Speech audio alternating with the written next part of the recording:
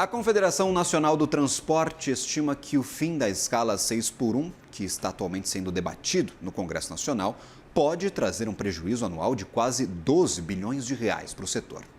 A chamada CNT alerta que essa mudança de escala vai encarecer os custos operacionais de todos os modais de transporte no país. Vamos entender os detalhes dessa conta e também os impactos para o bolso do consumidor com Vander Costa, presidente do Sistema de Transporte. Seja bem-vindo à nossa programação, meu caro. Então, agradeço imensamente por ter aceito o nosso convite. Eu que agradeço a oportunidade de falar com vocês da CNN.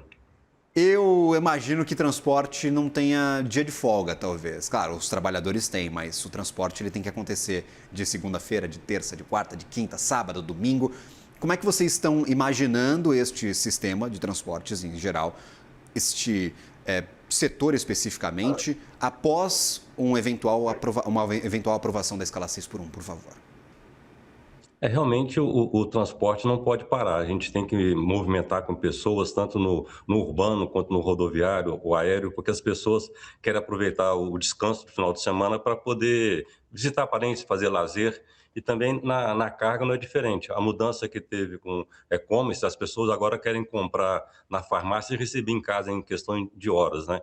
Então a preocupação é grande, a gente está procurando ver alternativas para as alterações e também trabalhando junto ao Senado para deixar que essa alteração da escala seja feita por convenção coletiva, que quando se reúne sindicalistas, representando os trabalhadores, os empresários, você consegue achar a melhor solução. A solução, com certeza, vai ter aumento de custo, vai ter que repassar isso para preço das mercadorias, e com relação ao transporte passageiro, hoje já boa parte dele é financiado pelas prefeituras, pelos governos, então vai ter que sair uma remodelação no orçamento, tirando da saúde, educação e colocando no transporte. Então é um assunto que a gente vê que é preciso debater, é oportuno que tenha esse diálogo, mas tem que fazer no tempo certo. Nós não podemos querer aprovar rapidamente com olho apenas numa eleição que vai ter em outubro. É preferível discutir para encontrar a melhor solução para a sociedade brasileira.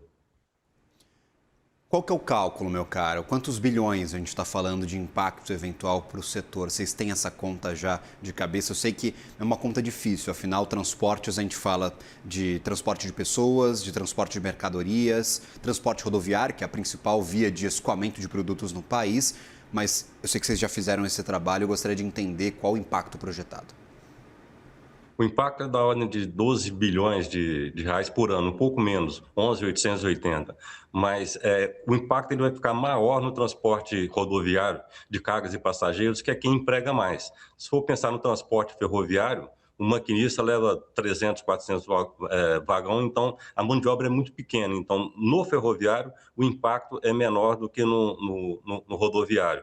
E isso aí é a conta preliminar que a gente está fazendo, pensando na redução da jornada de 44 para 40 e também no aumento, né, de 2 dias de descansos remunerados. E esses 2 dias remunerados é o maior impacto que tem, porque para manter o salário real por hora, vai ter que ter um aumento do salário nominal. Então, é um trabalho que a gente está já prevendo que possa acontecer, mas que precisa também de ter um tempo, uma transição maior para poder a gente adaptar. Se a gente tiver uma transição para passar 1 hora por ano, é mais fácil das empresas absorverem esse custo e não passar para preço.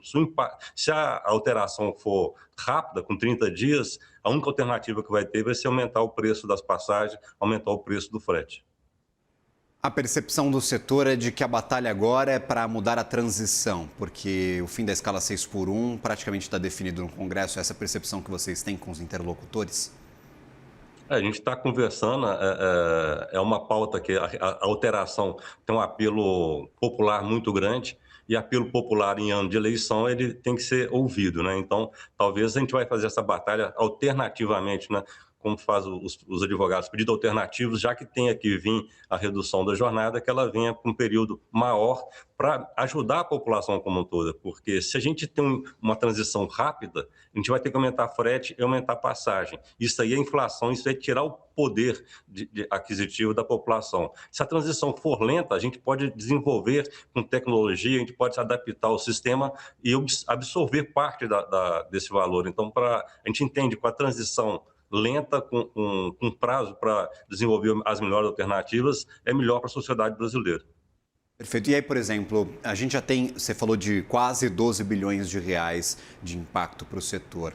A gente tem talvez um impacto projetado também de quanto isso vai encarecer os serviços de transportes. Novamente, com um asterisco aqui, são serviços dos mais diversos possíveis. Mas você tem algum número percentual de quanto pode ficar mais caro para o consumidor final consumir transporte no Brasil? O impacto maior no transporte de passageiros rodoviário vai chegar de 8% a 9% de aumento no preço das passagens. No transporte rodoviário de cargas é muito variável, cada atividade tem o volume de mão de obra é diferente, então na distribuição vai ter um impacto maior. Mas quando você faz distribuição de produtos com valor agregado maior, talvez em relação ao frete vai aumentar alguma coisa em torno de 5% a 10%, mas em relação ao produto transportado, o impacto pode ser menor, de 0, alguma coisa. Porque quanto maior o valor agregado na mercadoria entregue, menor é o custo no transporte, então é mais fácil de se absorver essa variação. Perfeito. E aí, por exemplo, eu queria entender um pouco como é que fica a contratação, meu caro, porque a gente sabe que o setor de transportes está sofrendo para contratar novos funcionários, em especial transporte de passageiros rodoviário e também transporte de carga rodoviário. A gente tem os aplicativos que hoje oferecem uma remuneração para essas pessoas que normalmente seriam os funcionários do setor de transportes, mas com flexibilidade, sem a necessidade de sair dos grandes centros urbanos. E há um ponto que, necessariamente, quem trabalha com transporte de pessoas tem que ficar um tempo maior distante da família, em outras cidades, afinal, tem que conduzir um ônibus que vai para um destino que não vai ser ali próximo da sua localidade principal. Isso vem se tornando um problema nos últimos anos. Eu queria entender se ter a escala 6x1 abolida, terminada, findada no Brasil, vai ajudar a trazer mais mão de obra ou pode prejudicar ainda mais o setor que já está carente de pessoas interessadas pelo trabalho? A gente imagina que vai prejudicar, porque nós já temos carência já de motorista e se ele pode trabalhar menos, eu vou ter que precisar de mais motoristas e vai ficar com mais dificuldade.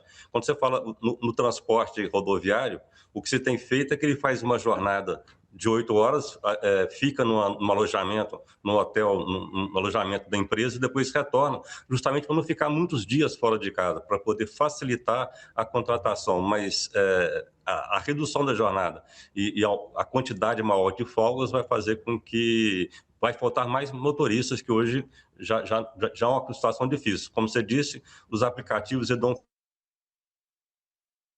e quem está no aplicativo ele pode ter a opção de trabalhar 4 horas por dia, mas também pode trabalhar 12, 14, 16 horas. Então, é uma situação que a gente até vê que é uma concorrência desleal e pode fazer com que, ao invés de melhorar a situação do brasileiro que é seletista, pode incentivar o trabalho informal, o trabalho sem carteira assinada, como exemplo foi dado, os aplicativos.